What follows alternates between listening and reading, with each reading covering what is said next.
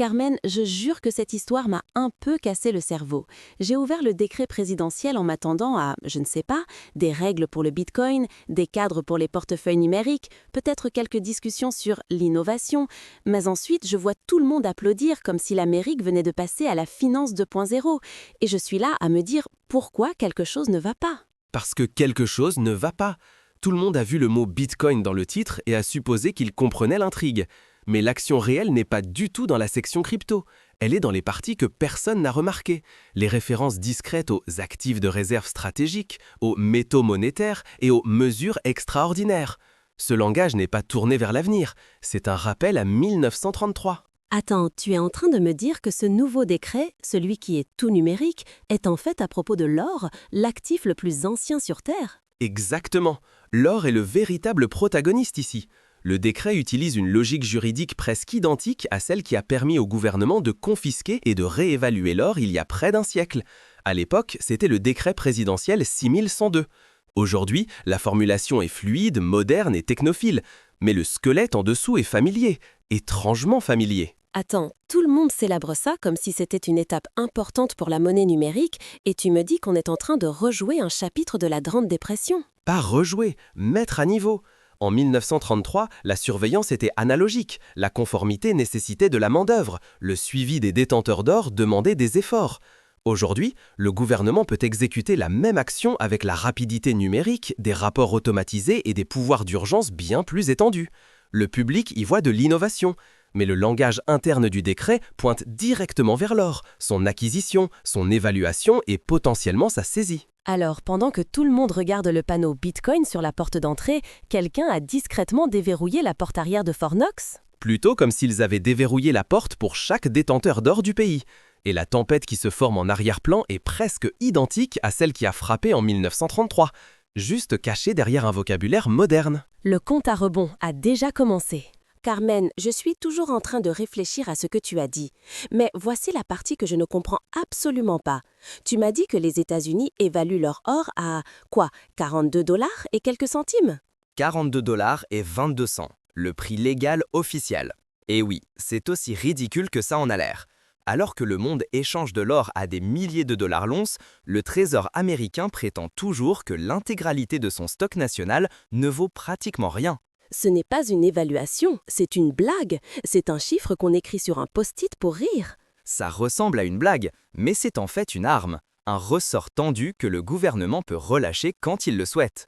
Pendant plus de 50 ans, ce prix de 42,22 $ est resté discrètement dans les registres, inchangé malgré l'inflation, les récessions, les guerres, les crises financières. Et à cause de cela, les 8133 tonnes d'or de l'Amérique apparaissent au bilan comme 11 milliards de dollars seulement. En réalité, elles valent plus de 700 milliards. Donc le gouvernement a en gros enterré une montagne de valeur sous un prix affiché datant de l'ère Nixon. Exactement. Et voici la beauté dangereuse de la chose. Cette évaluation obsolète n'est pas du tout liée au marché. Elle peut être modifiée d'un trait de plume. Tout comme en 1934, lorsque FDR a augmenté le prix de 69% du jour au lendemain et a instantanément créé des milliards de nouveaux actifs pour le gouvernement. C'était de l'alchimie comptable, mais légale. Alors, si je comprends bien, ils peuvent juste changer le chiffre, comme ajuster le thermostat. Précisément. Et au moment où ils le feront, chaque once d'or figurant au bilan national multipliera sa valeur. S'ils la réévaluent modestement, ils débloquent des centaines de milliards. S'ils la réévaluent agressivement, et le nouveau décret présidentiel leur donne ce pouvoir, ils peuvent générer des trillions. C'est pourquoi j'ai dit que le prix de 42,22 $ est un ressort. La tension s'accumule depuis décennies, le décret est la main qui se tend vers le levier. Ça semble, je ne sais pas, trop commode, trop Hollywood, comme une intrigue où le héros trouve un coffre-trésor dans son sous-sol. Sauf que dans ce film, le héros n'est pas le public, c'est le gouvernement. Et le coffre-trésor était là depuis le début, caché à la vue de tous dans son propre bilan.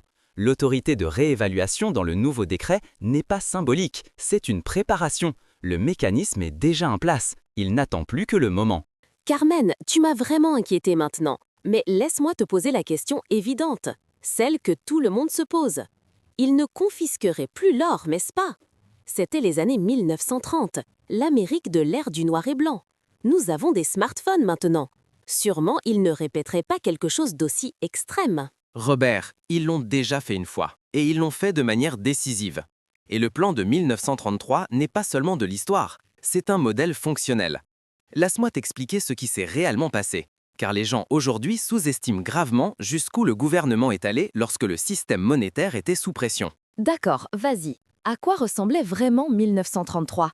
Parce que j'ai l'impression qu'on a tous eu la version édulcorée des manuels scolaires. La vraie version était brutale dans sa clarté. En avril 1933, le président Franklin D. Roosevelt a signé le décret présidentiel 602.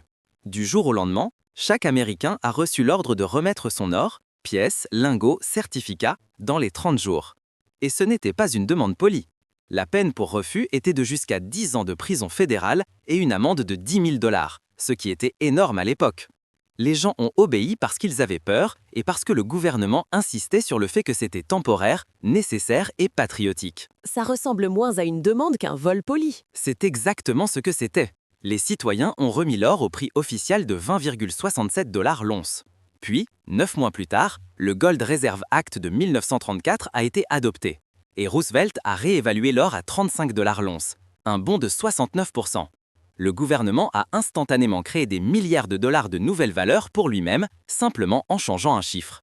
Pendant ce temps, le dollar était dévalué d'environ 40%. Les Américains ont perdu leur pouvoir d'achat du jour au lendemain. Donc les gens ont abandonné leur or à un prix, puis ont regardé le gouvernement augmenter le prix après qu'il était trop tard pour le récupérer. Exactement.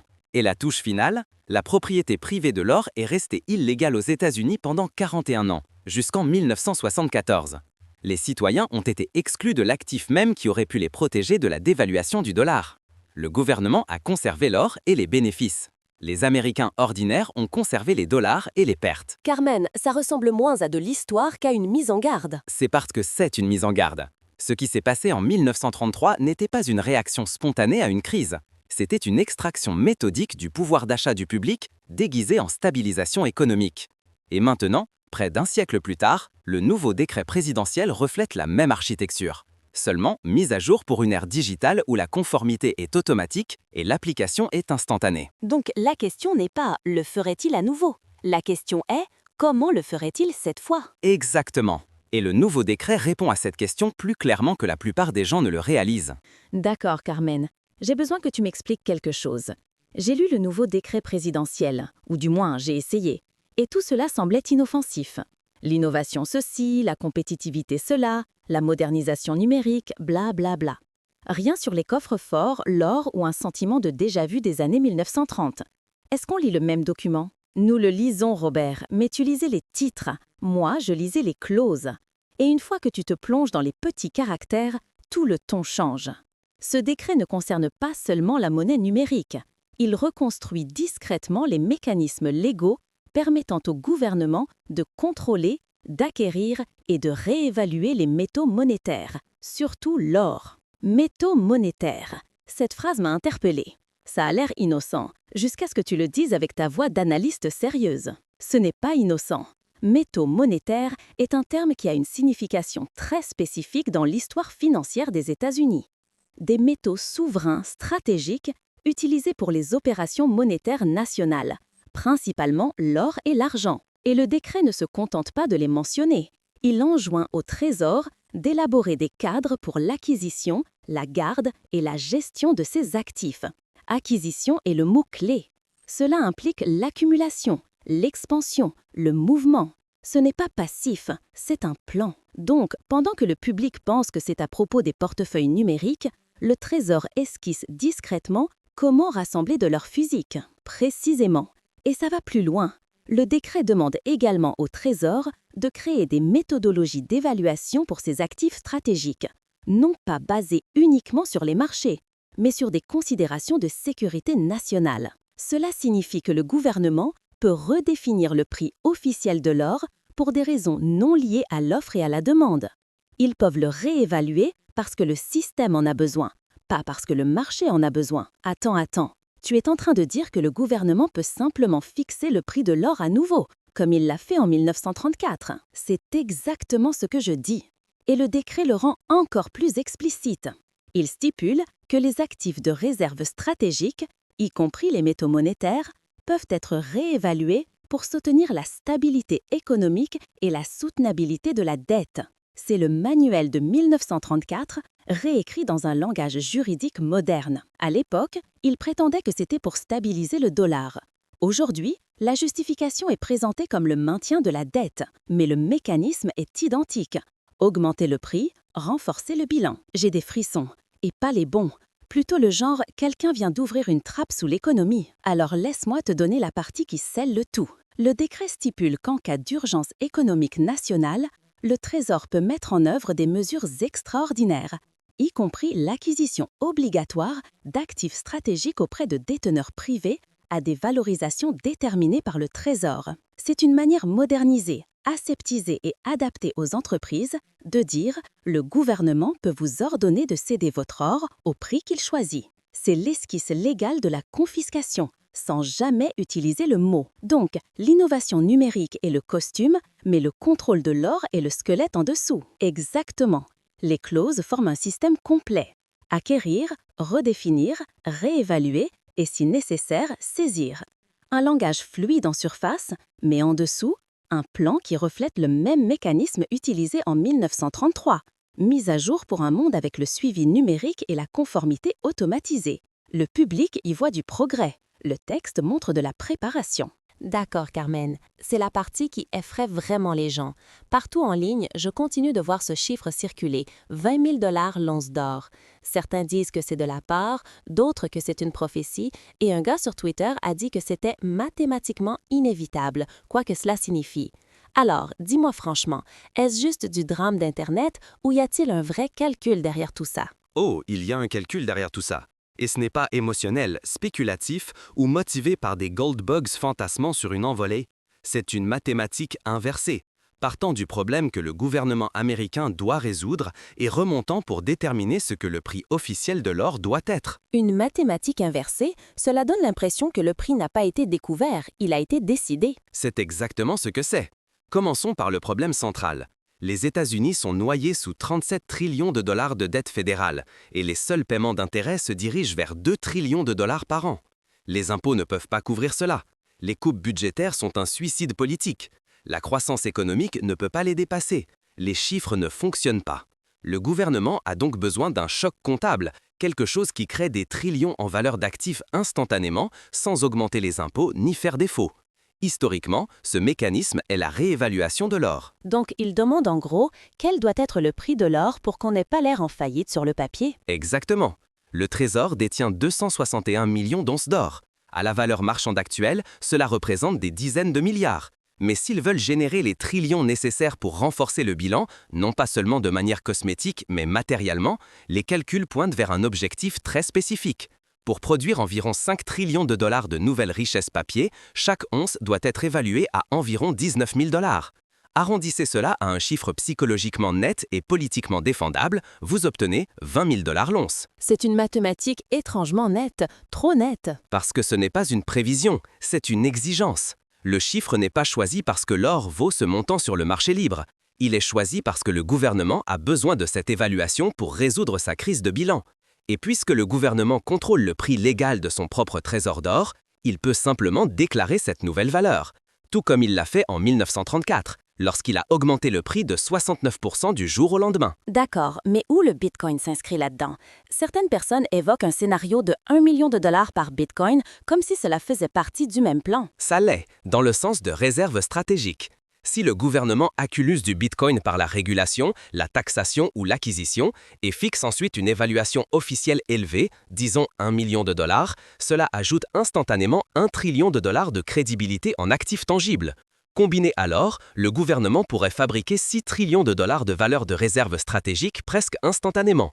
Ce n'est pas un étalon or, c'est un stabilisateur psychologique, une réinitialisation de la confiance. Un récit de force pendant un redémarrage monétaire. Alors, si je comprends bien, l'or n'a pas besoin d'atteindre 20 000 $ à cause de pénurie d'approvisionnement, de panique inflationniste ou de la folie des investisseurs. Il doit y aller parce que le gouvernement en a besoin. Précisément. Et le nouveau décret présidentiel leur donne l'autorité, l'excuse et le mécanisme pour faire exactement cela. Le chiffre n'est pas aléatoire. C'est la solution à un problème dont le public ne se rend pas encore compte de l'existence. Carmen, à chaque fois que tu m'expliques un nouveau morceau de ce puzzle, Ça ressemble moins à de la théorie et plus à de la chorégraphie, comme si tout avait été planifié des années à l'avance. Mais il y a une chose que je n'arrive toujours pas à comprendre. Si le gouvernement veut vraiment plus d'or, et le veut avant de le réévaluer, comment le prendrait-il aux gens aujourd'hui? Nous ne sommes plus en 1933. On ne peut pas juste frapper aux portes en exigeant des piastres. Et ils n'ont pas à le faire. La confiscation moderne ne ressemblerait pas du tout à celle de 1933. Elle ne serait pas soudaine, elle ne serait pas dramatique. Et elle ne commencerait certainement pas par un agent du gouvernement se présentant chez toi. La stratégie d'aujourd'hui est plus lente, plus fluide et bien plus efficace. Un entonnoir en 5 phases conçu pour retirer l'or des citoyens privés bien avant la réévaluation finale. C'est subtil, c'est mis en scène, et chaque étape semble raisonnable jusqu'à ce que le piège soit entièrement refermé. 5 phases, super, ça ressemble à un programme de santé auquel je n'ai pas souscrit. Pense-y comme une séquence, chaque phase poussant les gens à la capitulation sans force. La phase 1 est l'acquisition volontaire. Le gouvernement joue le rôle de l'acheteur amical. Il offre des prix du marché, peut-être même une petite prime, enveloppée dans un message patriotique. Aider à renforcer les réserves stratégiques de l'Amérique. Les gens qui veulent des liquidités ou se méfient de l'or vendront. Et discrètement, des centaines de tonnes commencent à affluer vers le stockage fédéral. Donc la phase de la carotte. Pas de menace, juste salut voisin, ça te dérangerait de nous vendre ton or? Exactement. Mais cela mène à la phase 2, la déclaration obligatoire. C'est là que le ton change. De nouvelles réglementations exigent que les citoyens déclarent leurs avoirs en or au-dessus d'un certain seuil, peut-être 50 onces, peut-être 100. La justification, lutte contre le blanchiment d'argent, transparence fiscale, sécurité nationale. La plupart des gens se conforment parce que la pénalité pour non-déclaration est pire que l'acte de déclarer. Le gouvernement dispose maintenant d'une carte détaillée. Qui possède de l'or, combien et où il se trouve. C'est la partie qui me donne la chair de poule. Une fois qu'ils savent qui l'a, le jeu est déjà à moitié terminé. Et c'est pourquoi la phase 3 est la pression fiscale. Soudain, la détention d'or devient financièrement douloureuse. De nouvelles taxes sur les avoirs excessifs. Peut-être une taxe sur les gains non réalisés pour les métaux précieux. Une taxe annuelle de 5% sur 1 million de dollars d'or, dévastateur. Les gens vendent juste pour arrêter l'hémorragie. Et le gouvernement, commodement, est toujours l'acheteur. Cela semble volontaire, mais la pression est orchestrée. Donc maintenant, la carotte est partie, le bâton est de sortie, mais il est déguisé en politique. Exactement. Puis vient la phase 4, le déclencheur d'urgence. Cela ne s'active que lorsque le système est sous stress visible. Une crise de la dette, une dégradation de la notation de crédit, un choc du marché du trésor. Dans cette atmosphère de peur, le gouvernement déclare une urgence économique nationale. Et soudain, la clause la plus puissante du nouveau décret présidentiel prend vie. Acquisition obligatoire d'actifs stratégiques à des prix déterminés par le Trésor. Les détenteurs d'or reçoivent un délai, un prix et la menace de sanctions pénales, tout comme en 1933, s'ils refusent. Le public y voit une stabilisation nécessaire, mais c'est l'aboutissement de toutes les étapes précédentes. Et les gens se conforment, parce qu'à ce moment-là, ils ont peur. Exactement. Et une fois que suffisamment d'or a été acheminé, la phase 5 commence, la réévaluation. Le gouvernement augmente le prix officiel, peut-être à 20 000 dollars l'once, peut-être plus. Instantanément, des trillions de valeurs apparaissent à son bilan. L'or acquis à bas prix chez les citoyens devient le fondement du redémarrage monétaire. Pendant ce temps, l'argent liquide reçu par les citoyens, il perd son pouvoir d'achat à mesure que le dollar s'affaiblit après la réévaluation. Le public perd 2 fois, le gouvernement gagne énormément. Carmen, ce n'est pas une stratégie, c'est un piège au ralenti. Exactement, un piège construit avec patience, avec l'optique, avec la politique. Pas de porte enfoncée, pas de drame, juste la pression, la conformité et l'inévitabilité. Au moment où l'ordre final arrive, le résultat a déjà été décidé. Et le public sera trop profondément dans l'entonnoir pour en sortir. Carmen, tu ne cesses de dire quand la réévaluation frappera. Mais j'ai besoin de savoir à quoi cela ressemble concrètement pour les gens ordinaires. Je veux dire, l'or bondit à 20 000 dollars l'once. D'accord, chiffre choquant, gros titre. Mais comment cela se traduit dans la vie réelle? Les factures d'épicerie, le loyer, les salaires, qu'est-ce qui change? Tout, Robert. Et je n'exagère pas. Le moment où l'or passe d'environ 2 700 à 20 000 dollars, cela signale quelque chose de bien plus grand qu'un mouvement de prix. Cela signale que le dollar vient de perdre plus de 80% de sa valeur par rapport aux actifs tangibles. Et une fois que le dollar cède, toute l'économie commence à se déformer. La réévaluation est l'étincelle. Ce qui suit est l'incendie de forêt. D'accord, cette phrase ne devrait pas sonner aussi apocalyptique qu'elle vient de le faire. Décomposons-la. Premièrement, le pouvoir d'achat s'effondre. Les importations deviennent considérablement plus chères presque du jour au lendemain. Les prix alimentaires grimpent en flèche. Les coûts de l'énergie augmentent. L'essence pourrait doubler ou tripler parce que le dollar achète simplement moins. L'électricité, le chauffage, les transports, tout ce qui est lié aux matières premières mondiales devient douloureux. Le loyer suit, car les propriétaires s'adaptent au nouvel environnement de prix. Et la classe moyenne, elle ressent la pression instantanément. Donc, ton salaire ne change pas, mais tout le reste si. Exactement.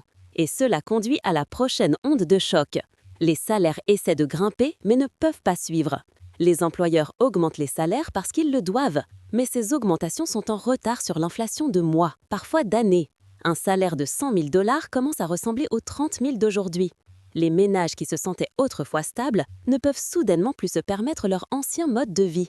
La classe moyenne est financièrement à bout de souffle. Donc, en gros, les augmentations deviennent cosmétiques. Elles ont l'air importantes sur le papier, mais n'achètent presque rien en réalité. Précisément. Puis ça empire. Les taux d'intérêt grimpent en flèche.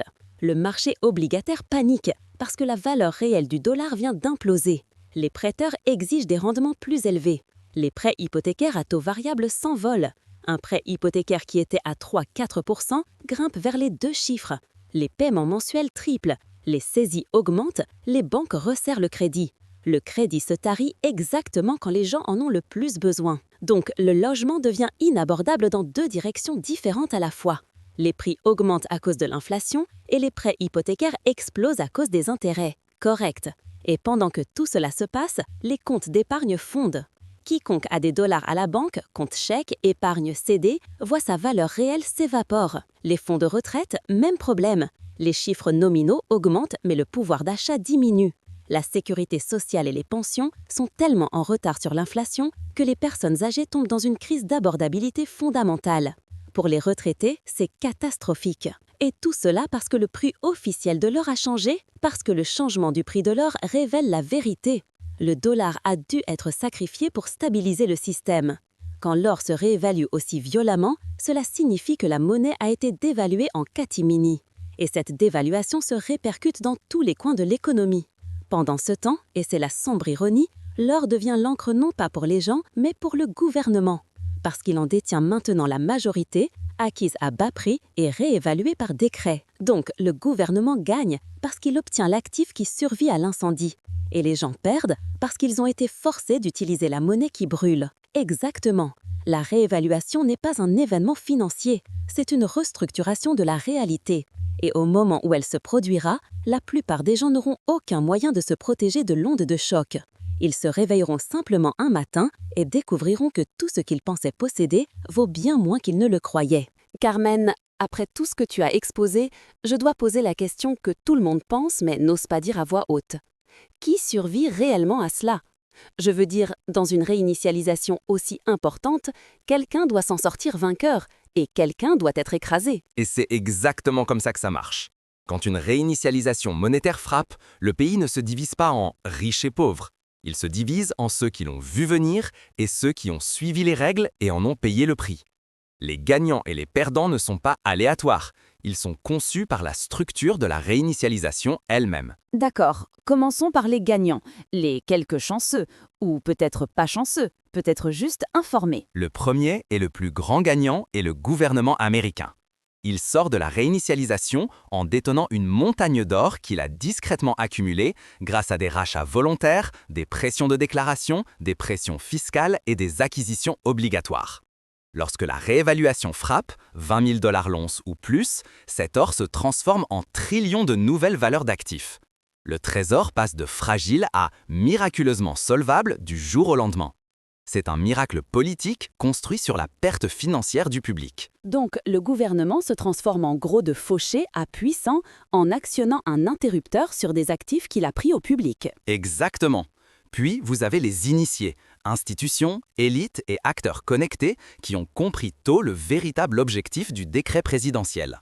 Ils ont déplacé leur or à l'étranger, en Suisse, à Singapour ou au Royaume-Uni, bien avant que les exigences de déclaration et les ordres d'acquisition ne soient appliqués. Leurs avoirs échappent entièrement à la juridiction américaine. Quand l'or atteint 20 000 $, ils ne font pas que survivre, ils multiplient leurs richesses. Donc, les gens qui ont les bonnes informations ou les bonnes connexions évitent tout le piège. Oui, et puis vous avez les gouvernements étrangers. Des pays comme la Chine, la Russie et l'Inde, détenant d'importantes réserves d'or, voient leurs bilans nationaux exploser à la hausse.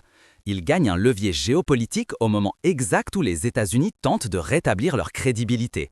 La réévaluation devient un transfert de richesse non seulement au sein de l'Amérique, mais à travers le monde. Et qu'en est-il des gens ordinaires? Y a-t-il des gagnants dans le grand public? Une petite minorité, les détenants non conformes, des gens qui ont soit soupçonné le coup, soit ne faisaient pas confiance au système. Ils ont acheté des pièces numismatiques, de l'or d'avant 1933, ou stocké leur métal à l'étranger. Quand la réévaluation atterrit, leurs avoirs montent en flèche. Ils ont gardé leur or en dehors de l'entonnoir de déclaration et il devient leur bouée de sauvetage. Ce sont des exceptions, mais ils prouvent que la prévoyance est payante. D'accord, respire profondément. Maintenant les perdants, et je suppose que cette liste est plus longue. Bien plus longue. Les plus grands perdants sont les détenants d'or respectueux de la loi qui se sont conformés à chaque étape. Ils ont remis leur or à des prix bas fixés par le Trésor, puis ont regardé le gouvernement multiplier sa valeur après qu'il était trop tard pour le récupérer. Ils perdent l'actif et les bénéfices. Ce sont les victimes de l'obéissance. C'est déchirant. Faire la bonne chose devient ce qui les ruine. Et ils ne sont pas seuls. Viennent ensuite les épargnants, les gens qui ont fait confiance aux banques, aux pensions, aux rentes et aux comptes libellés en dollars. Après la réévaluation, leur argent n'achète qu'une fraction de ce qu'il achetait auparavant. Leur filet de sécurité s'évapore. Leurs économies fondent comme neige au soleil. Donc, en gros, quiconque dans sa richesse est sur papier perd dans la vie réelle. Exactement. Puis nous avons la classe moyenne, le groupe le plus touché par l'inflation, la hausse des taux et l'effondrement du pouvoir d'achat. Elle est frappée de toutes parts en fois. Prix plus élevés, salaire stagnant, coût d'endettement croissant, épargne qui diminue. Elle devient l'amortisseur de la réinitialisation. Et je devine déjà le dernier groupe. Oui, les retraités. Revenus fixes, frais médicaux, loyers en hausse, épargne en diminution, ils subissent l'impact le plus profond et le plus impitoyable. Décennies de planification minutieuse s'évaporent en quelques mois. Ils font face à un avenir où leurs revenus ne peuvent simplement correspondre à la nouvelle réalité des prix. C'est dévastateur. Donc, au final, les gagnants sont les gouvernements, les initiés, les nations étrangères et ceux qui ont anticipé le mouvement. Les perdants sont les gens qui ont le plus confiance au système. C'est la cruauté silencieuse d'une réinitialisation. Elle récompense la prévoyance, punit l'obéissance et redessine le paysage financier en une génération, et à moins que quelqu'un le comprenne comment le jeu est structuré, il finit par jouer un rôle qu'il n'a jamais choisi. Carmen, tout ce que tu as décrit jusqu'à présent ressemble à une machine géante qui se met en marche discrètement en arrière-plan. Mais peux-tu me donner la version film, la chronologie, la séquence? Que se passe-t-il réellement entre maintenant et la réinitialisation? Parce que les gens imaginent que ces choses se produisent du jour au lendemain, mais tu dis que ça se prépare depuis des années. Exactement, Robert. Ces choses n'explosent pas, elles s'intensifient. Et la chronologie de 2025 à 2028 n'est pas une supposition. C'est la progression logique de ce qui a déjà été autorisé, écrit et discrètement mis en mouvement. Une fois que vous voyez le schéma, la séquence devient presque prévisible. D'accord, lance la bande. Que se passe-t-il en premier? 2025 est la mise en place silencieuse, l'année de l'infrastructure. Rien de dramatique, rien en première page. Mais en coulisses, des comités se forment, des agences se coordonnent. Le Trésor élabore des protocoles d'acquisition, des accords de stockage et des systèmes de déclaration. Des partenariats émergent discrètement avec des affineurs, des entreprises de coffre-fort, des sociétés de logistique. C'est le prélude doux, le calme avant l'opération. Tout est fondation, pas de feu d'artifice. Mais c'est essentiel, car c'est là que le mécanisme est construit. Donc 2025, c'est comme le générique de début. Tout ce qui est important se passe hors de vue. Exactement. Puis vient 2026, l'année charnière. C'est à ce moment que le récit change. Le gouvernement lance des programmes d'acquisition volontaires. Soutenez la stabilité stratégique de l'Amérique. Vendez de l'or à des taux favorables pour renforcer les réserves nationales. Des publicités sont diffusées, des conférences de presse rassurent. Et pendant que les gens sont distraits par le ton amical, les régulateurs resserrent la vis. Nouvelles règles de déclaration, surveillance étendue des négociants en lingots. contrôle accru des transactions de métaux précieuses. Pour ceux qui y prêtent attention, la phase 2 est évidente. Pour tous les autres, ça ressemble juste à de la conformité de routine, ce qui est le but. Donc 2026, c'est quand la musique change, même si le public ne le remarque pas encore. Exactement. Puis vient 2027, le point d'ignition. Une crise éclate, peu importe laquelle. Une impasse sur le plafond de la dette, une dégradation de la notation de crédit, un choc du marché du trésor, une flambée des taux d'intérêt. Tout ce qui révèle la fragilité du système.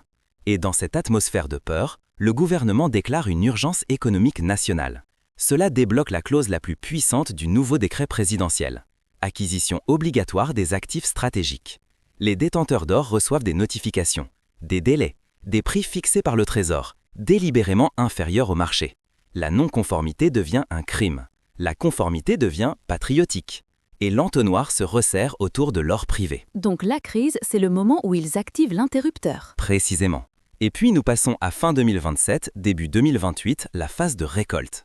Le gouvernement absorbe des milliers de tonnes d'or détenues par des particuliers. Les installations de stockage se remplissent. Les modèles de bilan sont préparés. Et quand ils en auront collecté suffisamment, l'acte final commence. 2028, la réinitialisation. Le Trésor annonce une réévaluation radicale. Or, 20 000 $ l'once, ou plus. Bitcoin, potentiellement 1 million de dollars par pièce. Du jour au lendemain, des trillions de nouvelles valeurs d'actifs se matérialisent dans les comptes du gouvernement. Le dollar est déclaré renforcé, même si son pouvoir d'achat s'effondre. Les marchés convulsent, les prix grimpent en flèche. Le paysage monétaire est réécrit en temps réel.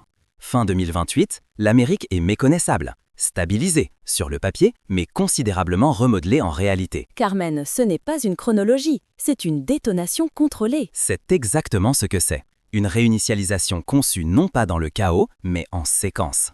Et au moment où le public réalisera ce qui se passe, le processus sera déjà irréversible. La fenêtre de préparation sera fermée. La réinitialisation ne ressemblera pas à une surprise, elle ressemblera à une conclusion. Carmen, après tout ce que nous avons vu, l'histoire, l'architecture légale, les évaluations, la chronologie, je dois poser la dernière question. Est son tort évitable ou la réinitialisation est-elle déjà inévitable? Parce que la façon dont tu l'as décrit, ça ressemble moins à un peut-être qu'à une inévitabilité au ralenti. Et c'est exactement ce que c'est, Robert. Lorsque vous prenez du recul et examinez toute la structure, le précédent de 1933, le prix légal de l'or obsolète, le nouveau décret présidentiel, les pouvoirs d'urgence, les mathématiques de la dette, le plan d'acquisition par phase, l'illusion de stabilité s'effondre. Ce qui émerge est un schéma si clair qu'il en est presque étrange. Les États-Unis ont déjà été là, et tous les mécanismes qu'ils ont utilisés alors, ils sont en train de les reconstruire discrètement maintenant. Donc l'histoire ne fait pas que se répéter, elle se recharge.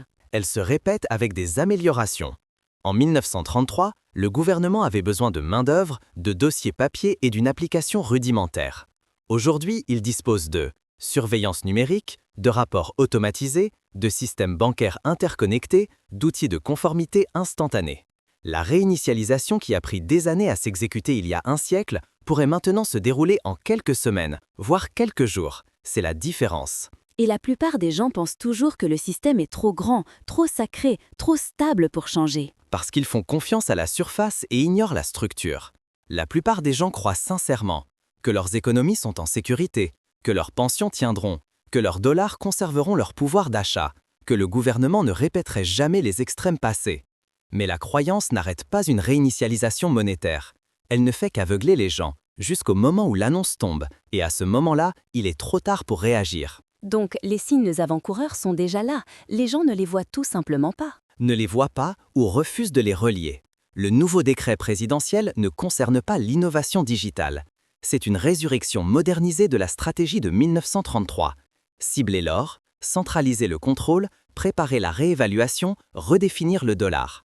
Même logique, même motif, siècles différents, meilleurs outils. C'est glaçant. Alors, quel est le vrai fond du problème ici, Carmen? Le fond du problème est le suivant. La réinitialisation ne commencera pas par le chaos, elle commencera par la clarté. Une conférence de presse, une signature, une annonce de réévaluation. Et à partir de ce moment-là, votre avenir financier dépendra entièrement de ce que vous avez fait avant l'annonce, et non après. L'histoire ne fait pas que se répéter, elle met en garde. Et en ce moment, cet avertissement est votre dernier avantage. Carmen, tu sais ce qui se passe quand les gens entendent de tels avertissements, n'est-ce pas? Ils réagissent, ils lèvent les yeux au ciel, ils disent que c'est impossible, irréaliste, conspirationniste, le gouvernement ne ferait jamais ça. Alors laisse-moi être le sceptique un instant. Donne-moi les objections que les gens avancent et tu me diras pourquoi elles ne tiennent pas la route. Prête? Je suis prête. Et tu as raison. Chaque fois qu'une réinitialisation est mentionnée, les gens s'accrochent aux explications réconfortantes. Mais le confort n'est pas une analyse. Passons en revue les objections une par une. D'accord. Objection numéro 1.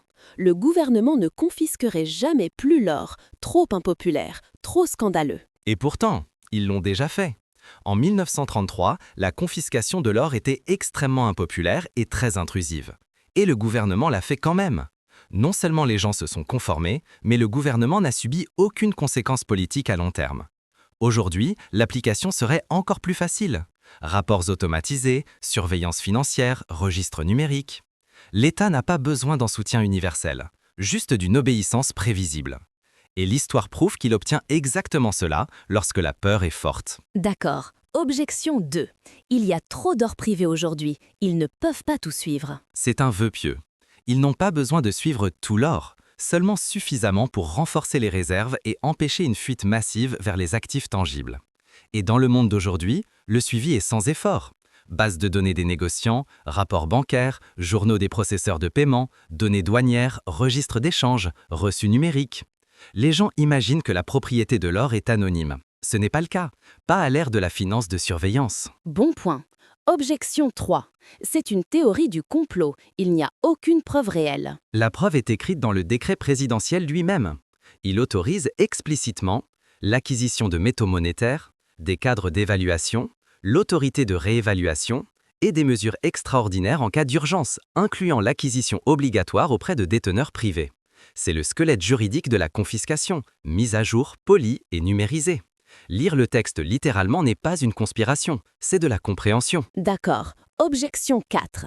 Le dollar n'est plus adossé à l'or, donc réévaluer l'or ne résout rien. Cela mécomprend l'objectif même de la réévaluation. Le gouvernement n'a pas besoin d'un étalon or pour bénéficier d'une réévaluation. Si le prix officiel de l'or passe de 42,22 $ à 20 000 $, le Trésor détient soudainement des trillions de nouveaux actifs. Cela renforce son bilan, réduit le poids réel de la dette et restaure la confiance internationale, car les créanciers se préoccupent de la solvabilité, pas de la pureté philosophique. Une réévaluation ne concerne pas le soutien du dollar, il s'agit de le justifier. D'accord, la dernière, et j'entends ça souvent. L'économie est trop avancée aujourd'hui, le gouvernement n'utiliserait pas une tactique aussi grossière. L'économie moderne est plus fragile, pas plus protégée. Chaque solution élégante est hors de question.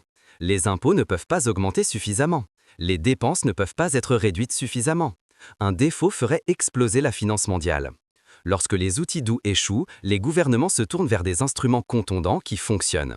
La réévaluation de l'or est l'instrument contondant le plus clair disponible. Instantané, puissant, unilatéral. Et le nouveau décret présidentiel prouve que le gouvernement prépare la piste légale pour cela. Donc, en gros, chaque objection est émotionnelle et chaque contre-argument est structurel. Exactement. Les gens construisent des objections sur l'espoir, pas sur l'histoire. Ils supposent qu'un gouvernement désespéré se comportera gentiment.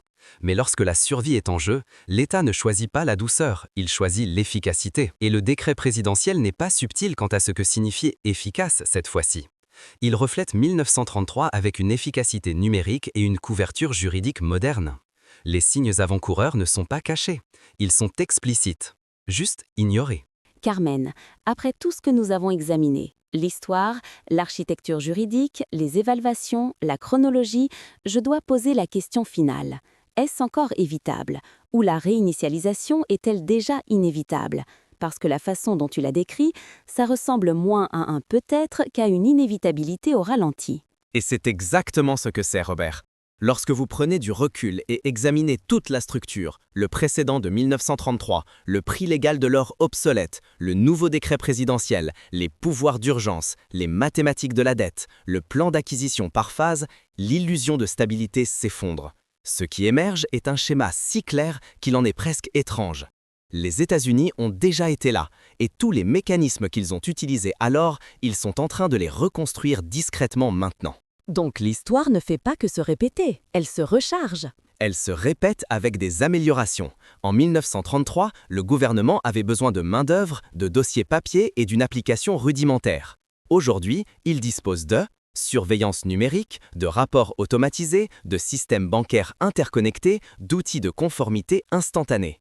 La réinitialisation qui a pris des années à s'exécuter il y a un siècle pourrait maintenant se dérouler en quelques semaines, voire quelques jours. C'est la différence. Et la plupart des gens pensent toujours que le système est trop grand, trop sacré, trop stable pour changer. Parce qu'ils font confiance à la surface et ignorent la structure, la plupart des gens croient sincèrement que leurs économies sont en sécurité, que leurs pensions tiendront, que leurs dollars conserveront leur pouvoir d'achat, que le gouvernement ne répéterait jamais les extrêmes passés. Mais la croyance n'arrête pas une réinitialisation monétaire, elle ne fait qu'aveugler les gens jusqu'au moment où l'annonce tombe, et à ce moment-là, il est trop tard pour réagir. Donc les signes avant-coureurs sont déjà là. Les gens ne les voient tout simplement pas. Ne les voient pas ou refusent de les relier. Le nouveau décret présidentiel n'est pas sur l'innovation digitale, c'est une résurrection modernisée de la stratégie de 1933. Cibler l'or, centraliser le contrôle, préparer la réévaluation, redéfinir le dollar. Même logique, même motif, siècle différent, meilleurs outils. C'est glaçant. Alors, quel est le vrai fond du problème ici, Carmen? Le fond du problème est le suivant. La réinitialisation ne commencera pas par le chaos, elle commencera par la clarté. Une conférence de presse, une signature, une annonce de réévaluation. Et à partir de ce moment-là, votre avenir financier dépendra entièrement de ce que vous avez fait avant l'annonce, non après. L'histoire ne fait pas que se répéter, elle met en garde, et en ce moment, cet avertissement est votre dernier avantage.